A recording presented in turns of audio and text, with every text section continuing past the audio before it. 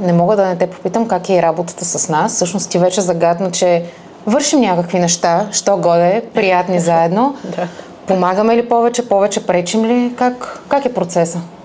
Много хубав въпрос. Сега аз ще бъда максимално искрена и не защото стоиш ти срещу мен, нали, за да ви направя така четки комплименти. Всъщност работа с Copy Vibes и с целият екип, който полага много труд за всички тези видеа и за съдържанието, специално за ITHR, работата е много лесна. Работата е много лесна, много приятна. Защо? Защото аз съм човек, който няма време за социални мрежи, нямам този ресурс, който да отделя, за да седна, да измисля видеото, да измисля сценария и всъщност вие се включите много добре в тази посока, защото затваряте кръга. Вие мислите всичко вместо мен. В общи линии аз отделям по 2-3 часа месечно. Така че супер е. Но няма как това да не се реализира, ако ти не застанеш пред нашата камера.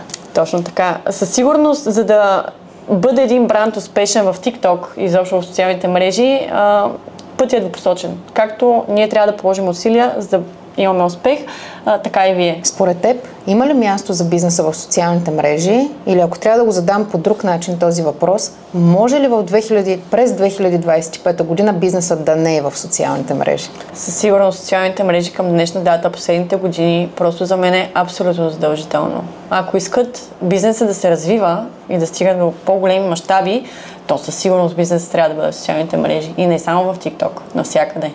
Google, ChatGPT, ако щеш, Facebook, Instagram, LinkedIn, абсолютно навсякъде. Бизнесът е там.